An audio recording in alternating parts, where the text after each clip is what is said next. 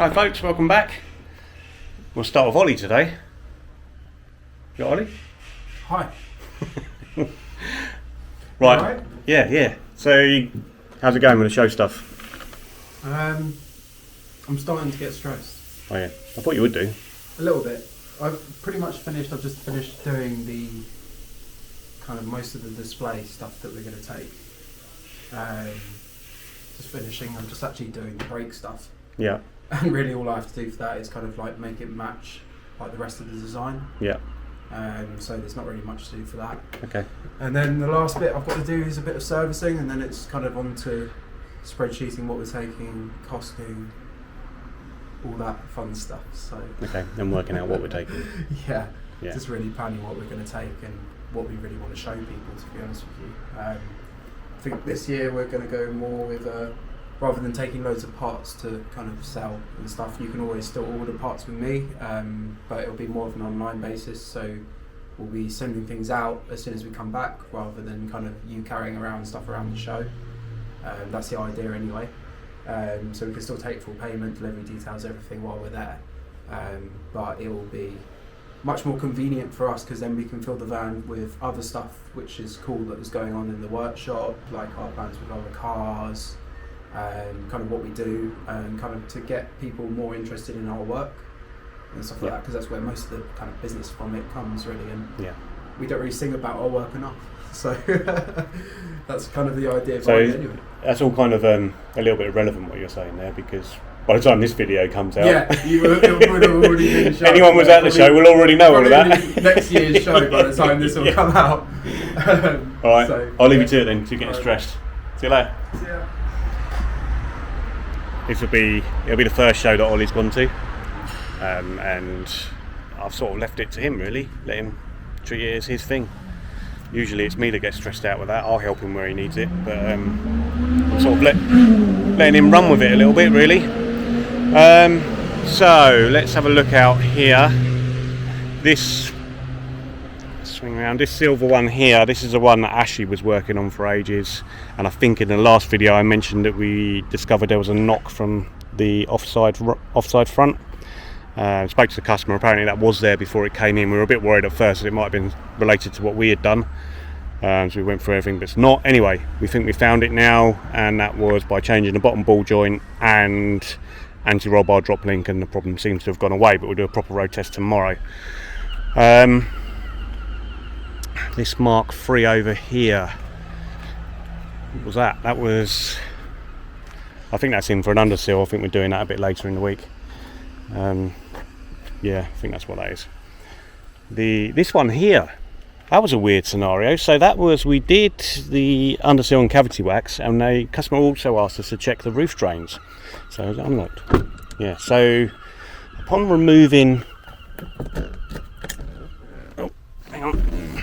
upon removing all of this here, behind here there's a guide for the seat belt that runs down, that's bolted to the metalwork, and also the seat belt mount down here, there's a bolt at the bottom, and then there's two bolts at the top. Now that bracket, that guide was disconnected, it wasn't bolted in, and was actually down here, and down on the bottom of the seat belt, and then the actual two mounts at the top here were also not bolted in, and to be honest with you, it looked like they never were. There was absolutely no witness marks of those ever being bolted in, which is a strange one. We've never come across anything like that on a Mazda before. So yeah, a bit of an odd one that. It must have also been generating a rattle where they were down the bottom, so hopefully we've discovered something there that could have potentially been an issue. The Le Mans is out of storage, and that'll be getting ready for the show. That's one of the cars from our heritage collection that's going. The S Limited, I think Roy is getting on that one next, so he'll be on that one tomorrow to get that one ready. This one here was an underseal that Grant was doing, and we also refurbished this wheel. I think it was that one, so that's been done now. It's either that one or the other side, but either way they're done. So going into the workshop now. Roy is just finishing up the RS. Been enjoying this one, haven't you? You like this car, don't you, Roy? I do like this car. Roy's actually about 4 weeks ago. He already bagsed. I'm driving that. Yeah, too right. Too right. Yeah, so that's all pretty much there now. We put some spacers on this actually, just to bring those wheels out, and it really does improve its stance, so to speak. I think you'll agree.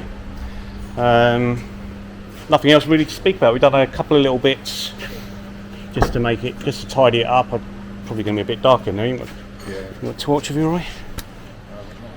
I don't know if you guys can see it, but that seatbelt guide was broken, so we've replaced that, put another one of them on. So difficult to get hold of, but we actually had, oh hang on, this torch.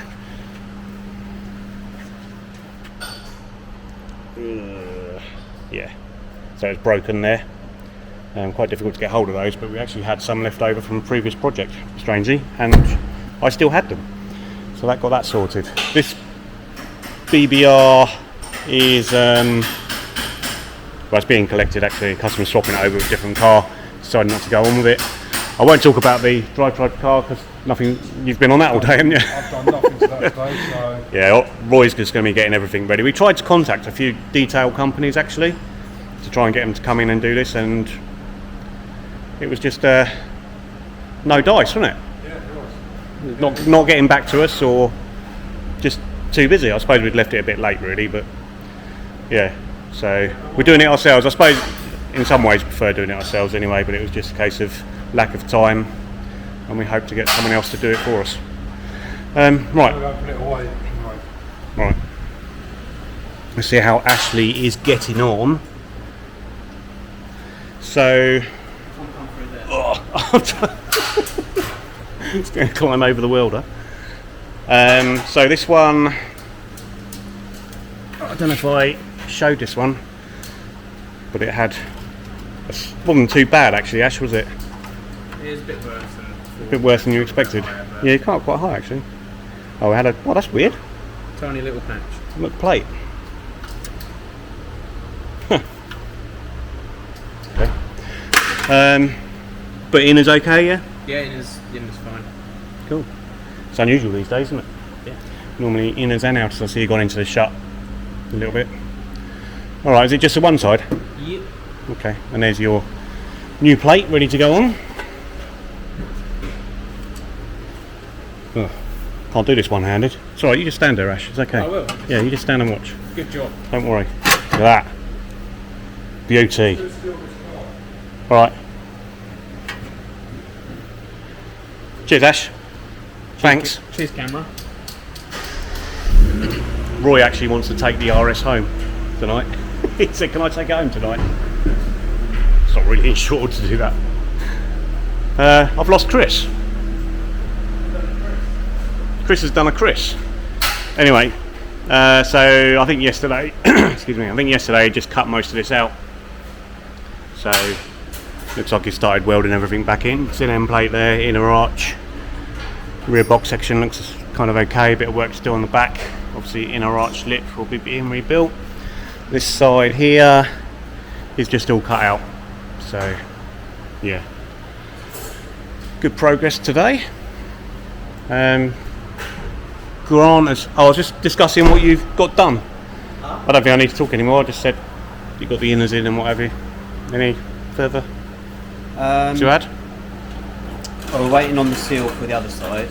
Oh, that's right. Yeah. I've got that cut open and sort of ready. Yeah, we've got a bit of a supply issue at the moment. Obviously, everyone's struggling with certain things, but at the moment we can't get this side sealed. But we've got two on the way. Yeah. So once that comes, but I'm hoping by the time I've round the other side, it should be all good.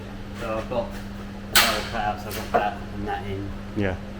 And then tomorrow morning, grind all that back, repair inner arch lip and get panels. I'm hoping by the end of play tomorrow I should have a panel on here. And then we got that. You got that Mark III to clean up around the number plate lights. Yeah, I better do that. Yeah. I think I better start that tomorrow. Before I start this. All right. Cool. Yeah. All right. All right.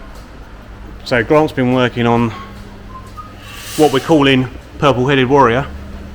That's the car, not Grant. That's why I wear a hat so nobody can see it. No one can see you. All they can see is your. Trust me, people do not want to see my purple head. What's the Star Trek guy that's got the lights like the eyes like that? The Farge, is it? I don't know. I don't know. Anyway, Grant's he's been having. You've been having tight bush issues, haven't you? Yeah, fun and games, yeah. Yeah, customer supplied the bushes, but they're no good. The rubber's wider, the rubber bush is wider than the steel insert, so. You end up with bush bound, as we term it, yeah. So which normally results in Nobody wants. cracked suspension arms. So basically, we've advised against fitting, and we're now waiting for bushes to arrive that are acceptable. Not the manufacturer. You didn't. That's all back on the car now. Is it the one that we were having a problem with, or? No, Oh, okay. Yeah, that's the bottom one. Okay. Rear, bottom Yeah. one.